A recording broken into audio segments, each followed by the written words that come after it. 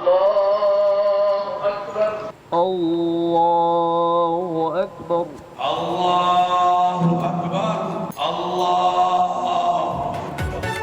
पाकिस्तान में ईद उल फितर मजहबी जोश खरोश के साथ मनाई जा रही है। मुल्क भर में नमाज ईद के इज्तिमात हुए। इस्लामाबाद की शाह फैसल मस्जिद, लाहौर की बादशाही मस्जिद और कराची की पोलो ग्राउंड में नमाज ईद के मरकजी इज्तिमात हुए। मुल्क के सहकाम, खुशहाली और तरक्की के लिए खुसूसी दुआ की गई। गिले शिकवे भुलाकर गले मिलकर मुबारकबाद का दिन। पब्लिक न्यूज़ की जानिब से अहले वतन को ईद उल फितर की खुशियाँ मुबारक हो।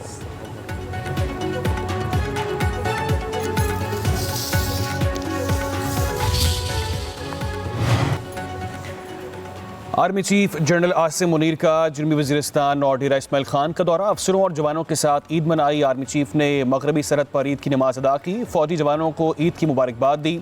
ISPR के मुताबिक army chief general Asim Munir ने जवानों की कौम के लिए गैर मुतज़लज़िल लगन और मिसाली खिदमात को सराहा। कहा, आपका अज़म और सलाहियत न सिर्फ वतन को महफूज रखती है बल्कि मुल्क से गहरी मोहब्बत की मिसाल भी है। आर्मी चीफ ने खैबर पख्तूनख्वा की अवाम के शाना बशाना मुसल्लह अफवाज और कानून नाफिज करने वाले इदारों की कारकर्दगी को सराहा।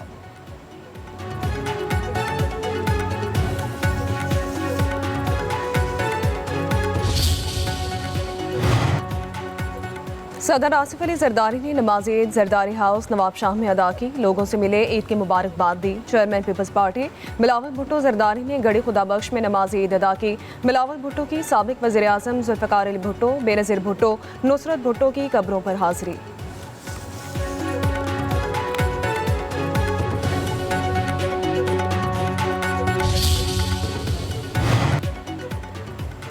वज़ीर आज़म शहबाज शरीफ ने मॉडल टाउन लाहौर में नमाज ईद अदा की। मुल्क की तरक्की और सलामती की दुआएं। जाती उम्रा भी गए। वालिदैन, भाई और भाभी की कब्रों पर हाजिरी। फातिहा ख्वानी की। नवाज शरीफ ने नमाज ईद जाती उम्रा में पढ़ी। कारकुनान से मुलाकात की। मरीम नवाज, हसन नवाज और हुसैन नवाज भी साथ थे। जाती उम्रा में वज़ीर आज़म शहबाज शरीफ और नवाज शरीफ की मुलाकात। खाना इकट्ठे खाया।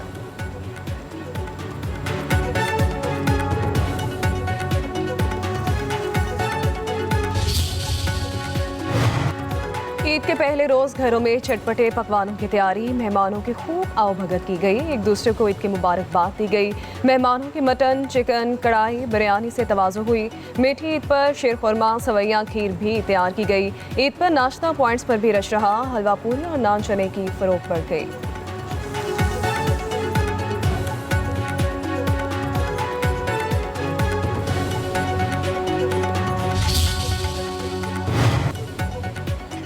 पहले बड़ों से ली ईदी और फिर किया खूब हल्ला गुल्ला। बच्चों ने ईदी खूब लुटाई। किसी ने ऊँट की सवारी की तो कोई आइसक्रीम पार्लर जा पहुंचा।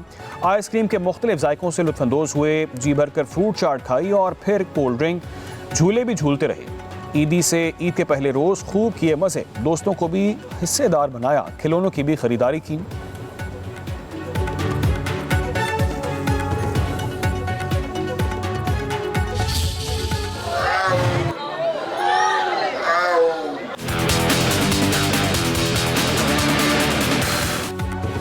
ईद के पहले रोज़ बच्चे बड़ों को लेकर चिड़ियाघर पहुंच गए। लाहौर, कराची समेत मुल्क भर के चिड़ियाघरों में शहरियों की बड़ी तादाद पहुंच गई। बच्चों की बंदर से छेड़छाड़, शेर, हाथी, रीछ और परिंदे देखकर खूब महजूज हुए।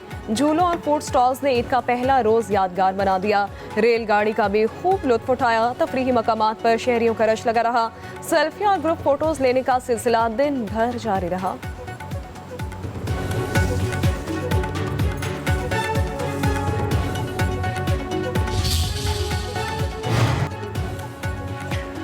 ईद केक की खुशियां बिखेरने की अलामत बन गए। नई नस्ल मिठाई पर केक को तरजीह देने लगी। ईद पर fresh strawberry, blueberry, chocolate, vanilla समेत कई अक़साम के केक की सबसे ज़्यादा फ़रोख्त। मांग बढ़ने पर बेकरीज पर मुंह मांगी कीमत भी वसूल की गई।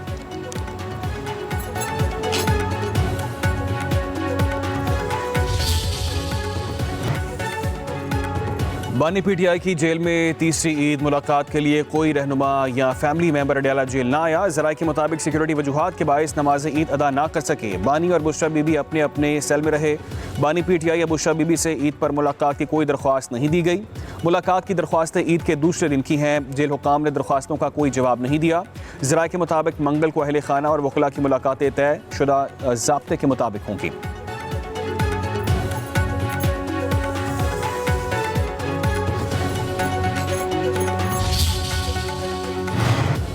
बानी पीटीआई के रिहाई के बगैर हमारी खुशियां अधूरी हैं। चेयरमैन पाकिस्तान तहरीक इंसाफ बैरिस्टर गौहर कहते हैं कि बानी की तीसरी ईद जेल में गुजरी।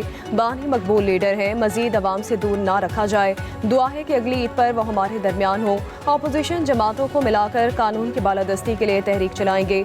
पीटीआई में इख्तलाफ राय है लेकिन कोई इख्तलाफ नहीं। अली अमीन गंडापुर के हवाले से तमाम प्रोपेगेंडा बेबुनियाद है।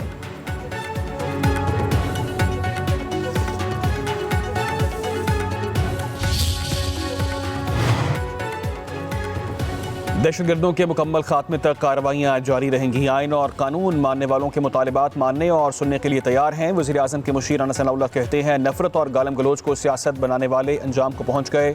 दहशतगर्दों के हमायती रॉ के एजेंट हैं, उनसे कोई रियायत नहीं होगी। अब हर आने वाला दिन आम आदमी के लिए आसानी का दिन होगा।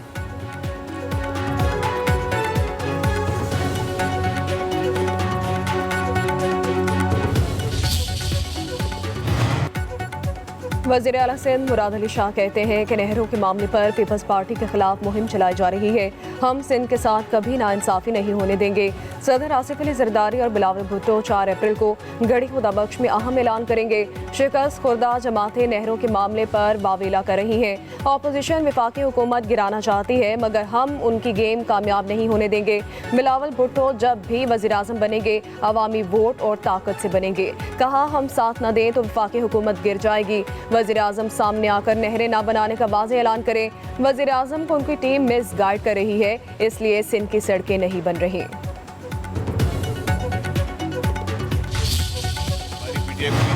और मेरी दुआ होगी कि वो जब भी बाहर निकलें तो अब एक मस्बत सोच के साथ निकलें।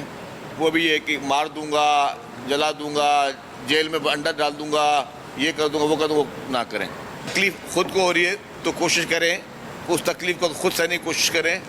अपने वतन के साथ, अपने इदारों के साथ, अपने मुखालफों के साथ लड़ाई हम सब ये ख़त्म होनी चाहिए।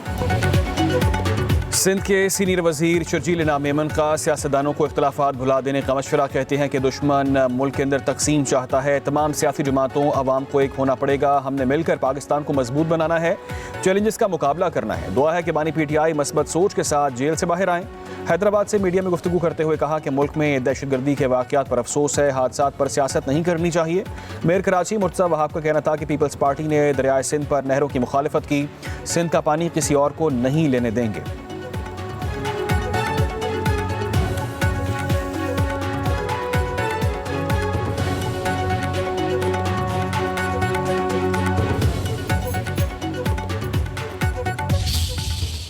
का दिन हम बहुत दुखी दिल के साथ सादा तरीके से मना रहे हैं। बेगुनाह शहरियों को डंपर और टैंकर के तले कुचल कर उनके घरों में उनकी लाशें भिजवाई गईं। कोहराम मचा हुआ है शहर कायद के घरों के अंदर। और जुल्म यह है कि अभी तक ये नहीं बताया गया कि कितने ड्राइवर गिरफ्तार किए गए, कितनी गाड़ियां जब्त की गईं और कितने घरानों को मुआवजा दिया गया। ईद सादगी से मना रहे हैं। कराची में डंपर्स हादसों में 100 के करीब अफराद जाँ भाग हो गए। अभी तक ये नहीं बताया गया कि कितने ड्राइवर्स गिरफ्तार किए गए। गवर्नर सिंध कामरान खान टिसोरी की मीडिया से गुफ्तगू। खालिद मकबूल सिद्दीकी बोले कि डंपर माफिया और डाकू दोनों ही गैर मकामी है, शहर को इस हालत में नहीं छोड़ा जा सकता। फारूक सत्तार ने कहा कि डंपर्स और टैंकर्स ने कई शहरियों से जीने का हक छीन लिया। हम आवाज़ उठाते रहेंगे।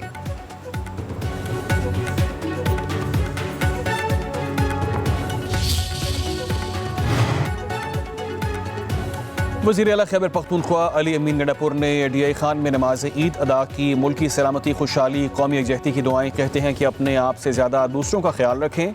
दूसरों को खुशियाँ देने का नाम ही ईद है। दुआ है कि बानी PTI और तमाम कारकुन जल्द कैद से रिहाई पाएँ।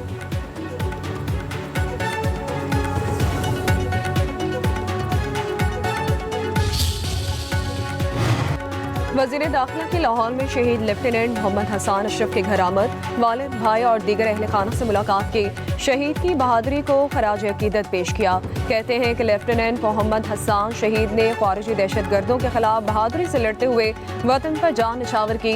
पूरी कौम शोहदाए वतन की मकरूज़ है और रहेगी। वतन अजीज़ को दहशतगर्दी की लानत से पाक करके ये कर्ज उतारेंगे।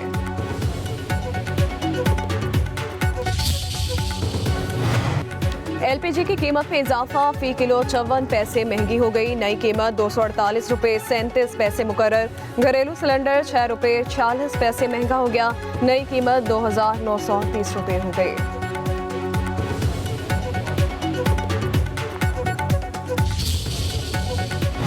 कराची में ज़लज़ले के झटके महसूस किए गए। रेक्टर स्केल पर शिद्दत 4.7 रिकॉर्ड की गई।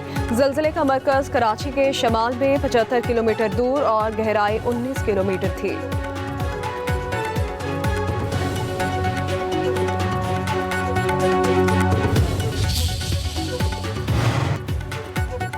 ऑस्ट्रेलियावी लेग स्पिनर शेन वॉर्न की मौत की वजह सिर्फ दिल का दौरा नहीं थी। बरतानवी अखबार डेली मेल के मुताबिक शेन वॉर्न ने मुमकिना तौर पर ममनुआ दवा इस्तेमाल की थी। पुलिस अफसर का कहना है कि दवा गायब कराने और तहकीकात ना कराने का फैसला शेन वॉर्न की इज्जत की खातिर करवाया गया। फैसले को ऑस्ट्रेलियाई हुक्काम की हिमायत शामिल थी।